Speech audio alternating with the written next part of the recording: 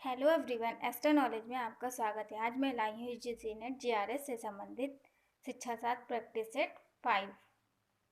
Question number 1, निम्नलिखित युग शिक्षा सूत्रों में से कौन सा भारतीय पहल की परिधि के तहत आता है? इसका राइट आंसर है ई ज्ञान कोश।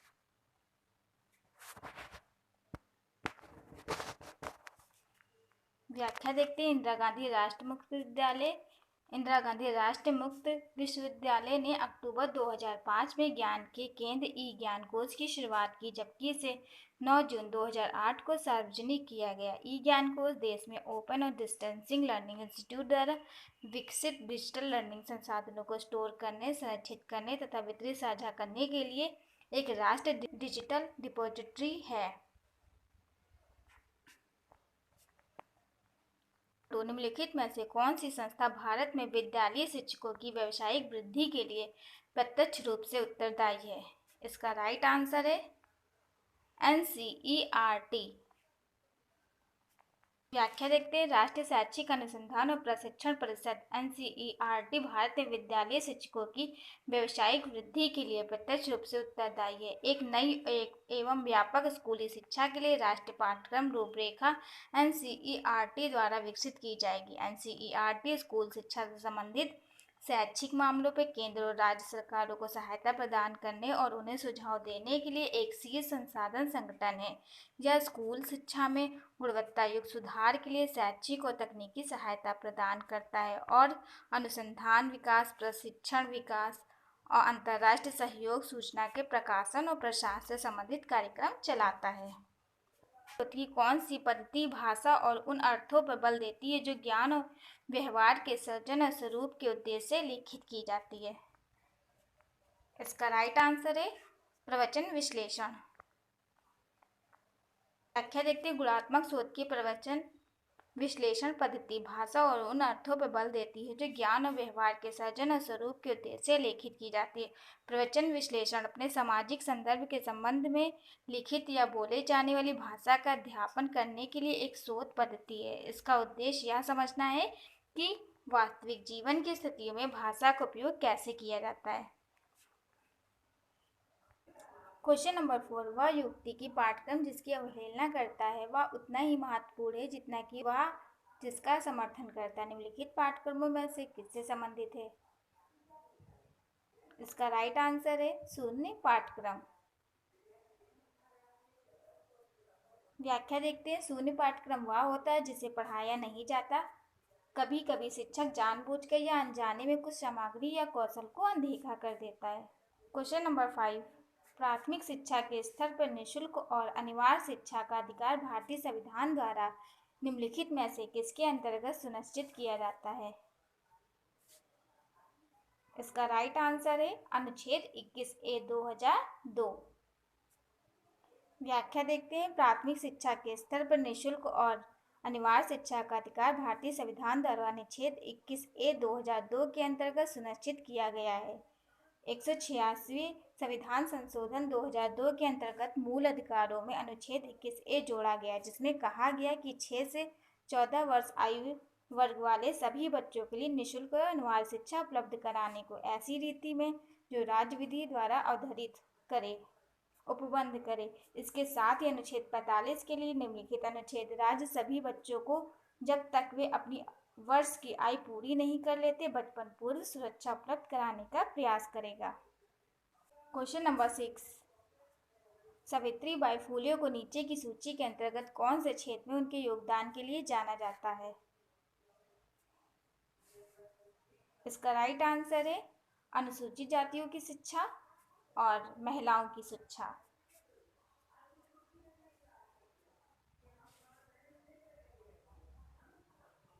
सी और डी।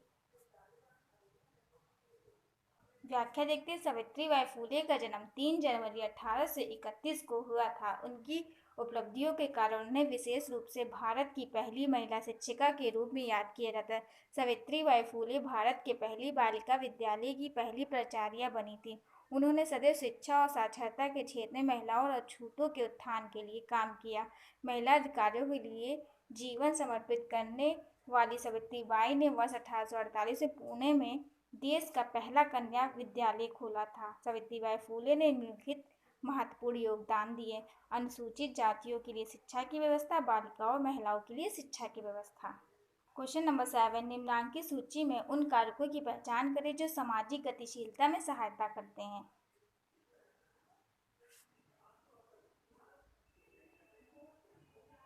इसका राइट आंसर है शिक्षा, आय और व्यवसाय। ए, सी और डी।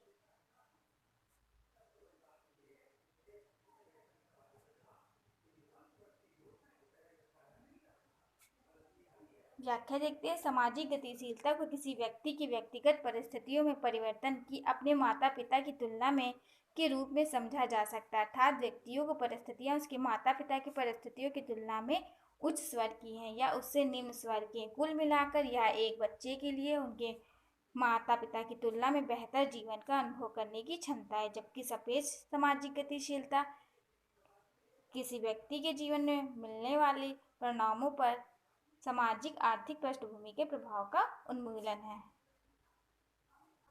क्वेश्चन नंबर 8, सूची 1 में भारतीय विचारकों के नाम है, सूची 2 में उनके द्वारा लिखित पुस्तकें हैं।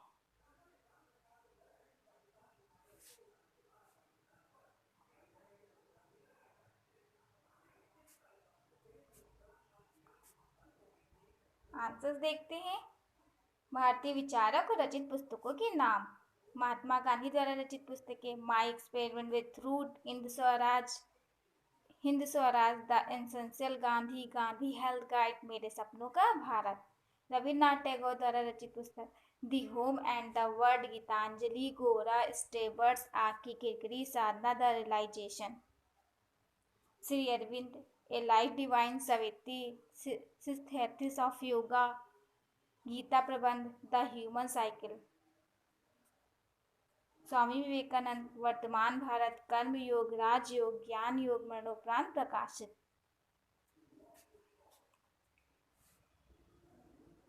नंबर 9, गुणवत्ता आश्वासन के लिए एडवर्ड डेमिंग ने निम्नलिखित क्या किया था।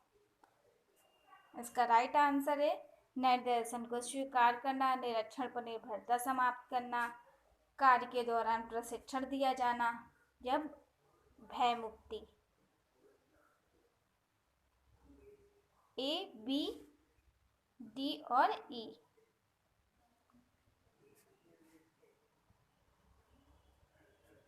गुणवत्ता आश्वासन के एडवर्ड डेनिंग ने निम्नलिखित मत व्यक्त किए थे। नया दर्शन स्वीकार करना, निरीक्षण पर निर्भरता समाप्त करना, कार्य के दौरान प्रशिक्षण दिया जाना, भय मुक्ति, देश की निरंतरता बनाए रखना, कम मूल बोलियों के साथ समाप्त करें, लगातार समस्याओं के लिए देखें, संस्थान का नेतृत्व, बाधाओं को तोड़े, भविष्यवाणी को हटा दें, मनमाने संख्यात्मक लक्ष्यों को हटा दे, जो किया उसके लिए गर्व की अनुमति दे, शिक्षा को बढ़ावा देना, प्रतिबद्धता और वरिष्ठ प्रबंधन की कार्यवाही।